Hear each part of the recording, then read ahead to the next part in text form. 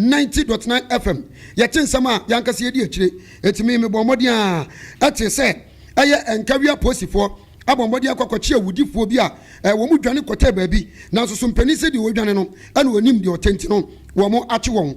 finally na ni nyina mu no me patro mi kopie mu no wo bo mi nkire mu na wo kire se encheye ena wo kopie mu awa atwema mponua district Pasetia kura friend Pasetia abrantie bi a wono fuel station manager woye poni contract for na sempo no woye obi a woda fuel station ano ana me kan say filling station woda no na papa di otimi seja wo buka ye pa hye no na otimi se akrofo bi abomodi ateno na wei ana na anu ya akrofo benfo na say wudifo it is alleged say wo mo bombodi ekotohye papa so ahomachi donko ya wo mu kunu agisika wo ne hon ne office nyina edi adwane ye na wo kire abrantia ne din edi kwabna wusu o 36 years alias kwabi woni eye owura ba ko bi ya wo no so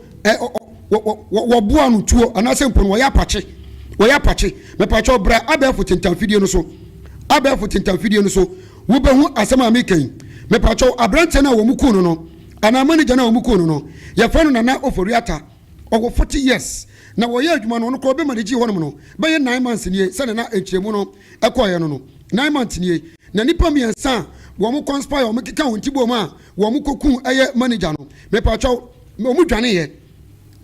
ye no na chese asem yi abeda eye Nkawie Divisional Police Command ho no mo ya ene akokopie mu e wo CID ho no mo na me pa chaw we no na akoye CID adwuma mpa eti nkofo yi wo modwane ye nimbe bia wo mo ho eba sa no na esese eye CID panyipa oda wona no Superintendent Mr. Godwin anim ansam ya ono we crime officer no eso obombode no frɛ eye wo nye uniform ayum je se CID fo no na wo bo wo nyina no na wo po ma chew as usual se na wo ta ye adwuma no wo mo disguise wo self wo mo hyehyɛ fie ntare wo mo nkomia me agodo ba bia ane akrofo na se awudifo yi wo mo hu mo na so mo no mo betwe mpena kekekura mu ma ne mema krampo no na o manya nkofo am ya twom do mo ba ekaye pa sanse Ghana ha uku obi a ya na ha adwene ye pa etu wo mo de beye enanan ene tusi mu a eya posifo a wo mo kobo sa adwuma no wo mo yade papa me kire eye inspector Besmak Ofosu ya wo no wo ye station officer yes Ofosu odu no ana afa so inspector route Japan wo mo koye sa adwuma no ana mebubo wodin inspector Abeta Ajman ana inspector Simeon Yakubu afa so no je wo eye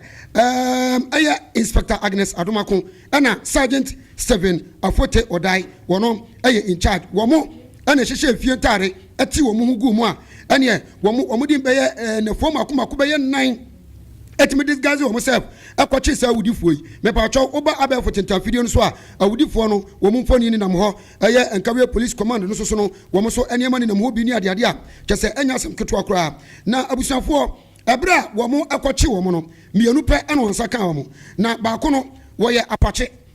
no wo mfie duonum 50 years ya wo no ana chese kama ye say allegedly wono na edi weapons etuo akonde aka edi wo maka wo mu di se awuo no na de wo mu say wasanso ye fie wura a wono efie ana sa awudifo enso so etia wo mu bo sa adwuma no etimi kasei aposifo a medi won di nyina edi bra ho ya wo mpani pani Superintendent Mr. Godwin anim no me pacho wono chese wo manya mienu no na omukwachi baako ewo ahafo baabi ana omukwachi baako so ewo ahafo akire ho baabi na mom baako na aka no woguso a wo pe no na definitely wo mo ensa beka no force by force immediately wo mo nsa ebeka no tia wudifo mienu na wo mo nsa aka wo no aposifo mpanifo chese animanim ya wo process wo mo na wo mo do makwa kwagina seni bia na wo mo abo enkyiremu de ntia wo mo di sawuo no na se wo mo di bima omane mra beja wo mo na se wo mo di fonso a omane mra no eno mo ebedi no nyonyo etuba aya ba fo tintamfidie nso a menua na sei wodi egu wono ma anya asem keto akora abusua se metu adwumadie no